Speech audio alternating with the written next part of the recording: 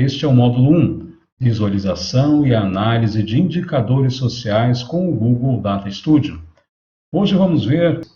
alguns eventos de destaque na história dos indicadores sociais. Se formos traçar uma linha do tempo, a busca de quantificação para o entendimento das questões sociais remonta a bastante tempo atrás. No século XIX, nós tivemos um grande avanço na área de pesquisa social com dados, a partir de vários estudos na França, na Inglaterra, autores como Malthus, Quetelet, Lepler e vários outros traçaram algumas bases para a análise de questões sociais voltadas para a pesquisa com dados. E junto com o avanço da estatística, junto com o avanço dos registros também oficiais, os censos e as pesquisas que eram feitas pelos governos,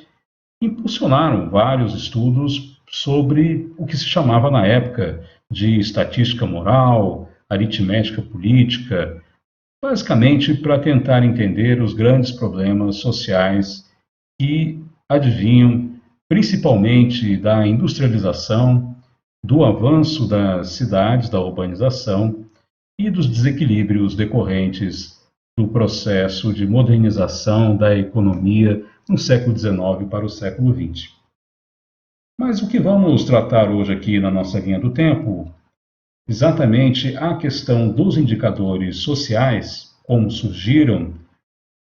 como um movimento que cresceu bastante ao longo dos anos 60, final do século XX, e que hoje vai impactar na formulação, análise e monitoramento de várias políticas públicas. Nessa nossa linha do tempo, este movimento teve o início lá nos anos 60, em 1966, quando a Agência Espacial Americana, a NASA, procurou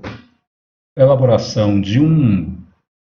relatório para o entendimento das questões que ajudavam a entender o impacto social do programa espacial. A NASA estava preocupada em responder para o Congresso americano qual o impacto que a sociedade americana teria com o volume de recursos que havia sido colocado pelo governo dos Estados Unidos na corrida espacial. Na busca de formular respostas para esse problema, a NASA encomendou a um pesquisador de destaque, de renome, Raymond Bower, um pesquisador da área de administração de empresas da Universidade de Harvard, nos Estados Unidos, e coordenou a elaboração do texto que ficou conhecido como a primeira vez que foi utilizado termos indicadores sociais. O relatório Social Indicators tinha como objetivo trazer um conjunto sistematizado de informações que pudessem fazer com que a NASA respondesse aos apelos e aos questionamentos dos parlamentares norte-americanos, representando parte da sociedade americana, que estava interessado em saber qual que seria o benefício para os cidadãos americanos do volume de dinheiro que havia sido investido na corrida espacial. Havia, obviamente, um objetivo militar, dado o período da Guerra Fria, porém a questão básica que a NASA precisava responder para continuar recebendo os fundos do governo americano era qual que era o impacto social do programa. Raymond Bower, então, elaborou e sistematizou a primeira forma de traduzir um conjunto de informações a partir de pesquisas por amostragem e a partir de pesquisas já elaboradas pelos censos norte-americanos em informações que pudessem ser comparadas ao longo do tempo, medindo a transformação e o impacto de determinados programas políticos em programas em impacto social. No ano de 67, o senador Walter Mondale liderou a criação do que ficou conhecido como a Lei Americana de Contabilidade Social, que pretendia criar oportunidades iguais para todos os americanos, em decorrência do impacto que teve o relatório de Raymond Bower para a NASA. O presidente Johnson, na época, queria então ter um conjunto de indicadores sociais para que a presidência dos Estados Unidos pudesse, de forma regular, analisar se as políticas desenvolvidas pelos diversos departamentos, que aqui no Brasil chamaríamos de ministérios, no governo norte-americano, estavam, de fato, correspondendo aos impactos que o presidente esperava para o seu governo. Em 1968, uma fundação privada, a Russell Sage Foundation, começou a desenvolver um conjunto de estudos e promover em universidades e junto a estudantes nas universidades americanas a ideia de que era possível promover uma mudança social através do entendimento e do conhecimento dos indicadores. É quando se inicia, então, a ideia de políticas voltadas para a análise de impacto social. Em 1969, o Departamento de Saúde, Educação e Bem-Estar do governo dos Estados Unidos convocou uma comissão comandada pelo cientista social Daniel Bell e uma equipe grande, do qual participou inclusive Raymond Bower, para poder criar indicadores, uma matriz de indicadores para orientar todas as políticas de saúde, educação e bem-estar do governo americano a partir daquele momento. O resultado foi o texto Towards a Social Report, em direção a um relatório social. Esse texto teve como princípio a criação de uma matriz de indicadores. Na época não era o termo que se chamava, passou a ser denominado desta maneira posteriormente. Essa matriz de indicadores, ela era composta pelos seguintes itens: saúde e doença, mobilidade social, ambiente físico, renda e pobreza, indicadores de ordem pública e segurança, aprendizagem, ciências e artes compunham outro conjunto de indicadores, e participação e alienação. Essas eram as diretrizes do relatório que indicavam o caminho que se esperava para os próximos governos dos Estados Unidos. Esse movimento cresceu bastante e nos anos 70 houve um crescimento em todo o mundo de iniciativas voltadas à criação de indicadores sociais. Em 1971, na Inglaterra, foi publicado o relatório Social Trends, Tendências Sociais. Esse relatório foi pioneiro na Inglaterra no uso de indicadores sociais para orientar as políticas públicas. Esse relatório foi sendo refeito ao longo dos anos e em 2010 o governo britânico fez um balanço dos 40 anos de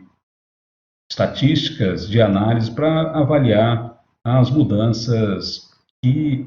o Reino Unido, que a Inglaterra, passou nesse período. Em 1972, um outro movimento paralelo, que vai ter impacto bastante forte ali nos anos 90, mas nascia também a Conferência de Estocolmo, que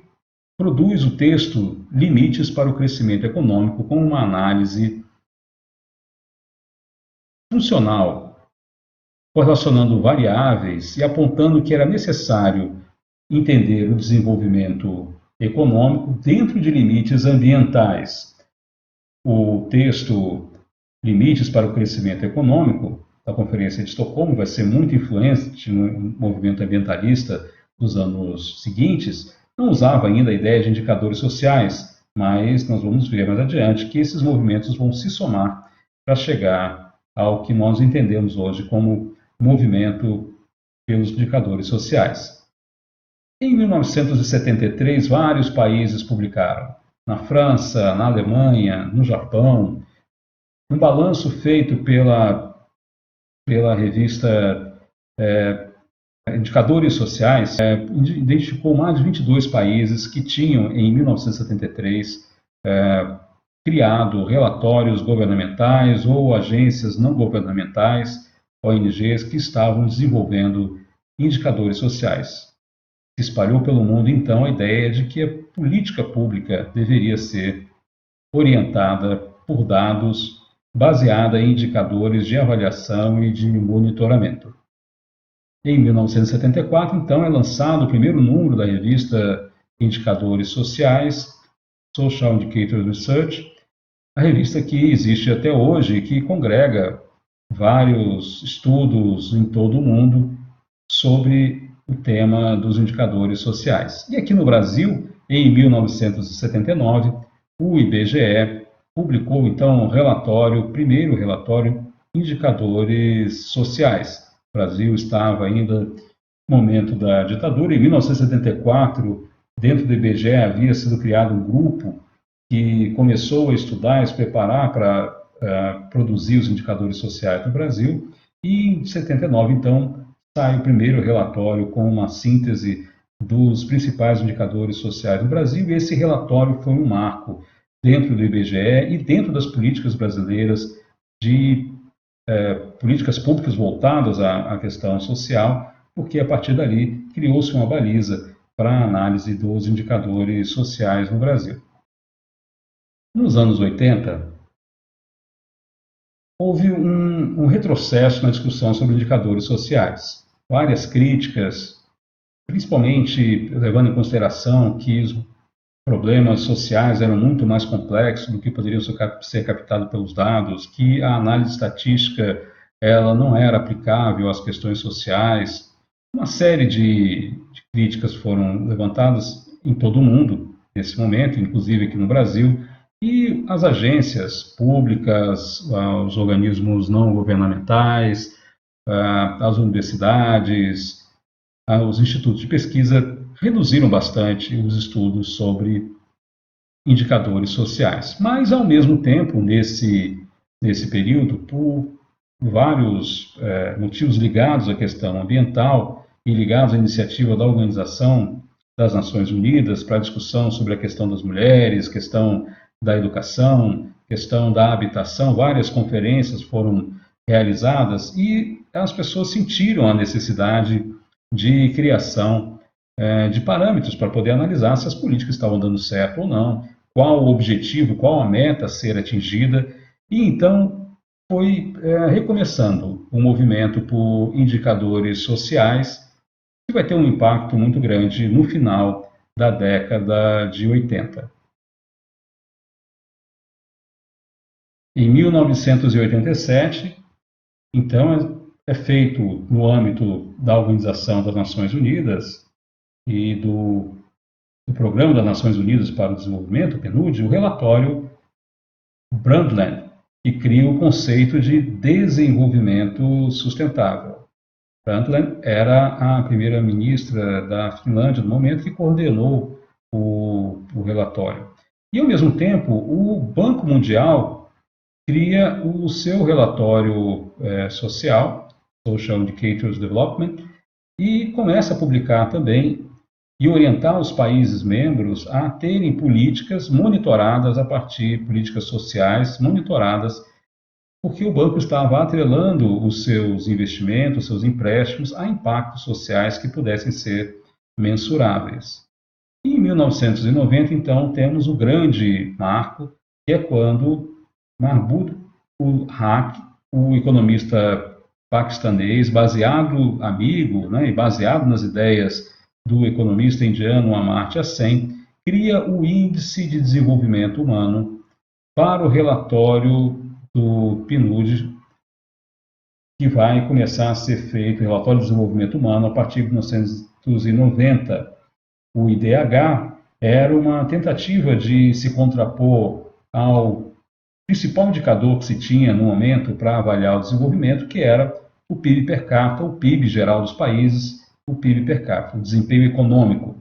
Então, nesse momento, vai se juntar duas tendências. A discussão lá da Conferência de Estocolmo de 1972, que vai impactar no relatório Brundtland, que vai criar a ideia de desenvolvimento sustentável, e a ideia do desenvolvimento humano como sendo algo mais amplo, maior, não capturável apenas pela variável econômica.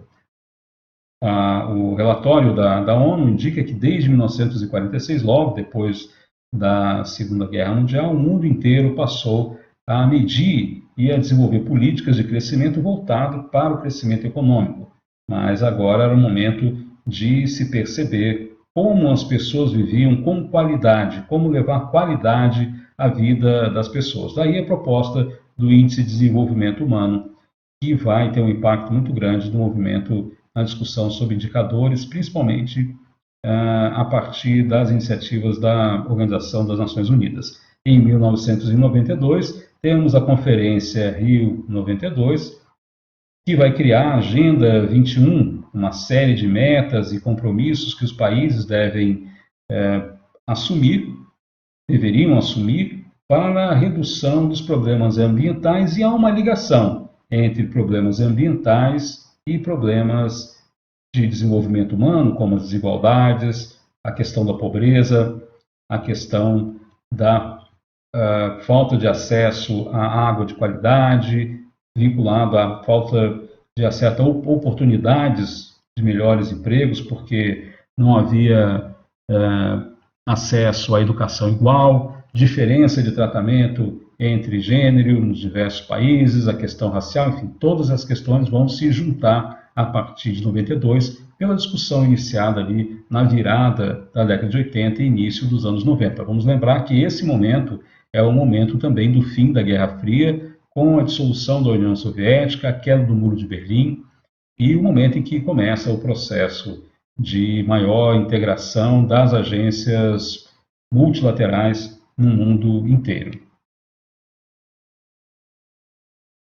Os anos 90 assistem, então, ao desenvolvimento novamente da ideia de indicadores sociais, dessa vez, então, indo além dos temas que haviam sido propostos lá nos anos 60 e 70, incluindo questões como a questão ambiental, a questão do desenvolvimento sustentável, a questão de gênero, a questão racial, a questão da igualdade de oportunidades, de educação e tratamento igual para todas as pessoas, independente de religião, enfim.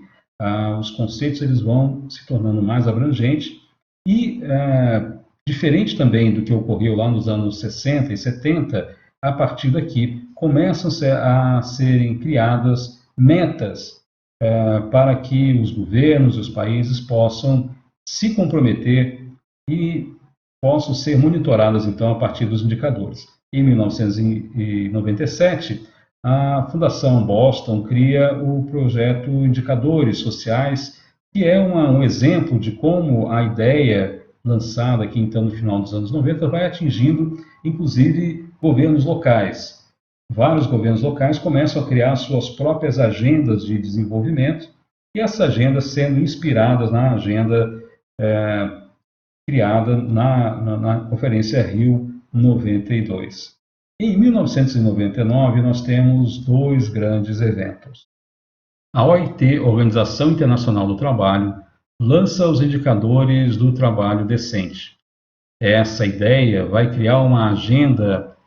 para que o trabalho, as condições de trabalho, a igualdade no trabalho, remuneração, as convenções da OIT pudessem ser seguidas por todos os países, criando metas, inclusive, de que os países pudessem aderir a essa agenda. O Brasil foi um dos primeiros países a aderir, a entrar na agenda do trabalho decente, mas vários países foram incorporando essa ideia. E também, em 1999, o secretário-geral da ONU, na época, Kofi Annan, propôs no Fórum Mundial, na cidade de Davos, um pacto global das empresas, governos, pelos direitos humanos, pelo trabalho e pelo meio ambiente. Era a primeira vez, então, que a ONU chamava o setor privado a se envolver diretamente nessa agenda que até então estava,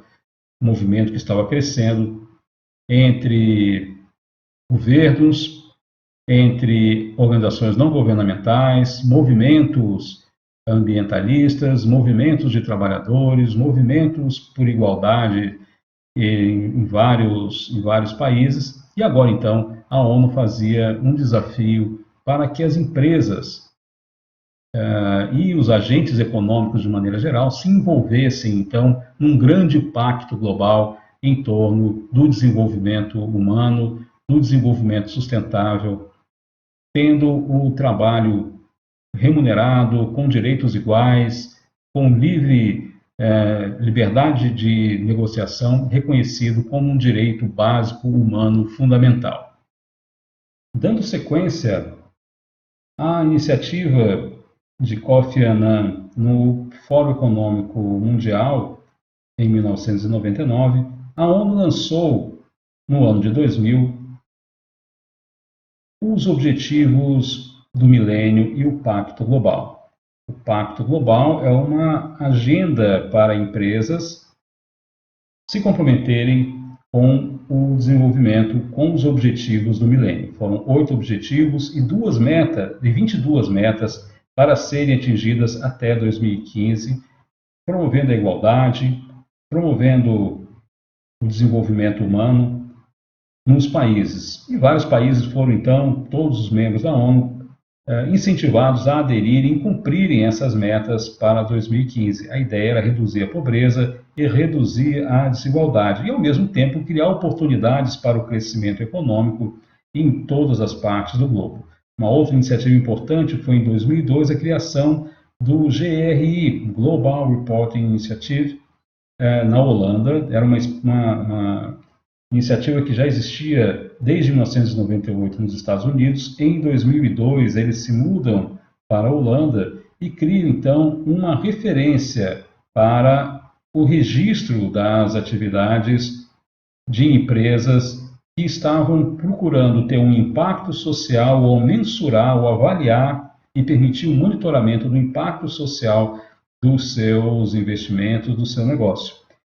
Essa experiência ela acabou se espalhando para todos